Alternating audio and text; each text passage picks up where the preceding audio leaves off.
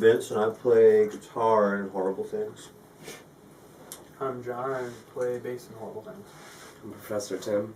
I play guitar in Horrible Things. Yeah, I guess it's more like autobiographical than anything, so it's like, to some degree it was a narrative of me during that year.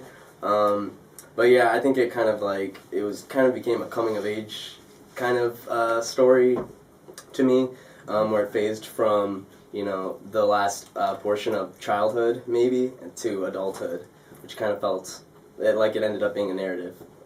I mean, it's stuff that's, like, everybody that can relate to, like, I mean, it's a narrative and it's still open-ended. Like, I feel myself can relate to a lot of the songs, like, just about girl stuff or just, like, just feeling like crap about whatever, so. Yeah, and I listened to it before I was in the band, and I really identified with it. I feel like anybody can identify with it that's kind of going through college, and I don't know, it's like his story, but it's also really relatable. Absolutely. I think it's got kind of like a dark, gloomy feel to it that's kind of like, I don't know, it's just really dark. And the subject matter I relate to, because college wasn't like the best time for me. There's a lot of like ups and downs, so I think that really is conveyed in the music, and I really like vibe with that. Well, Tim, you wrote most of the songs, so. Yeah. You wrote all the songs, so. Yeah, I was kind of experimenting a lot with, like, just cutting out any repetition, because, like, I was getting to a point where I was repeating choruses just for the sake of making a longer song, and that just didn't feel, like, right to me, and it felt like I was trying to say more than I really could. And so, like, it was kind of a revelation where I just started cutting the fat off stuff, and it kind of, like, became a philosophy within my songwriting, just to kind of keep it lean. And especially with punk music, I don't think people really want to hear, the repeating chorus over and over and over, so. Keep it lean and mean, Lean Brevity, and mean. man, brevity. Yeah. I mean, I don't know, it's hard to explain, but it's easy and hard to explain. Yeah, I mean, like, whether it's, like, pop punk or not, like, there's just, like, a lot of kids doing stuff right now, like having houses and having shows and, like, making the Midwest kind of, like, less boring than it is. And, I mean, whatever genre, of independent music you're trying to fit into, it's still kind of, like, this bigger kind of scene that people can play at. So, I mean, like, sure, there's, like, a lot of, like, pop punk bands, but, I mean, I think it's just more just, like, fitting into the Midwestern scene and, like, of young kids just trying to do stuff. And, like, that alone is keeping it alive, When I was in high school and stuff, like, I wasn't really kind of, like in the deep suburbs, so, like, there was no real punk stuff going on, but, I mean, there was just, like, kids having local bands. It wasn't really until, I don't know, like, just before I went to college that I started, like, getting into, like, actual, like, punk and stuff. Like, I didn't really know about, like, a Chicago scene or anything until, I don't know, not recently, but relatively, like, yeah, I mean, most of my life I was, like, into harder music and stuff, and Like alternative and stuff. yeah, but, like,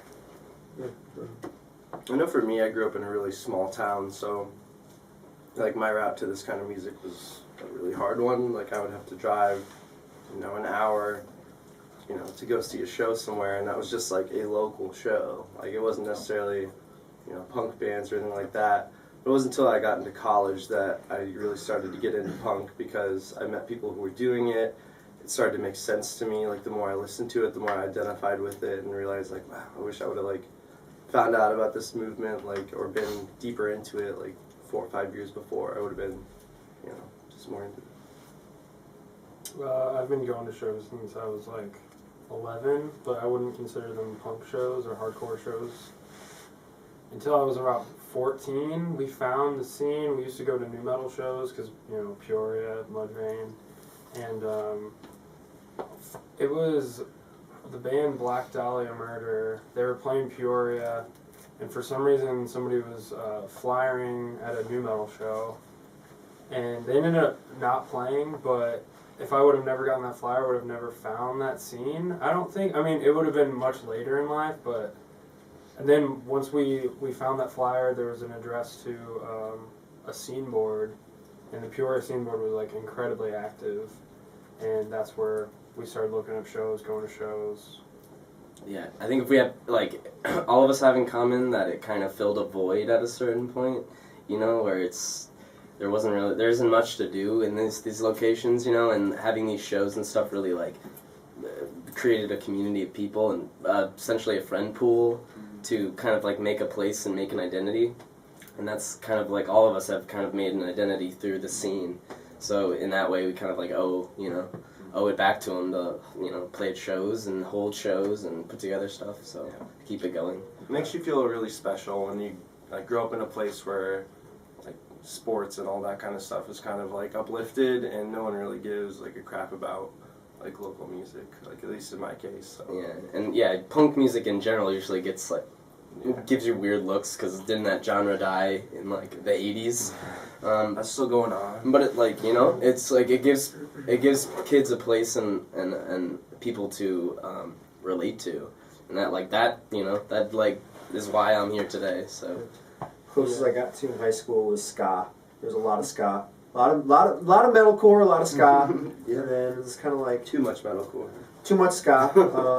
So you know.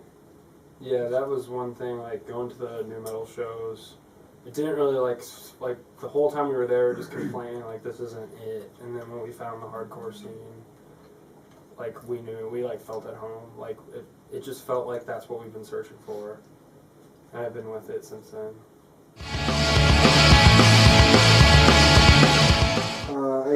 I eat a lot of Taco Bell personally, so Verde I think sauce. that helps. Yeah. It's the verde sauce, Yeah. really. Baja Blast.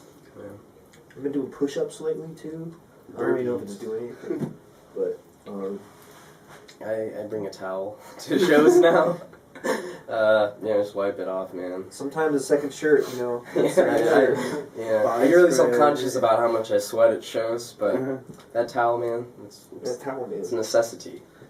I don't really sweat unless I'm playing drums, so. Yeah, it sucks. Just sweat my ass off, like, all the time. Yeah, unfortunately, I don't look very sexy. I don't do a damn thing It's to, like, like- prevent my, like, fatigue or anything. You're not like Brad Pitt after you run. No, it sucks. Like, It's I don't look cool up there playing. I just look tired and, like, out of breath, Tired and and, gross like, out of and shape. my hair is kind of like. We just all look like shit, pretty much. I Yeah. mean, always. I always look. So what it is us trying to play off our inherent lameness. But I think the only exercise I get really is playing a show, which is not much at all. So, Unless you're rocking drums. That is the cardio. Yeah. D beats. It's the only exercise I do year-round. Ride my bike.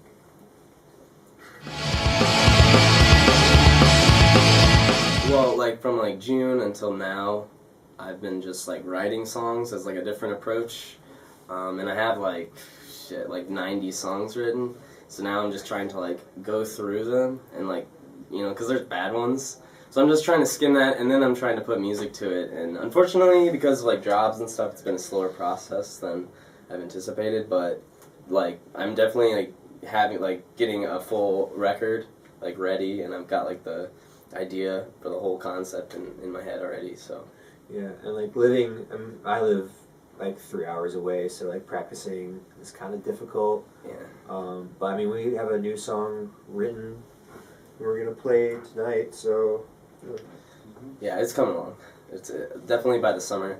I'm like trying to make plans to record it, so it should be a full record. RatKingRecords.com. They put out our Dumb Days on cassette. We have a second cassetting pressing. I don't know. Cassette press. Cassette press of Dumb Days. That's coming out on black tapes on Rat King Records. Aaron Schultz. So shout out. And that's all I got, man.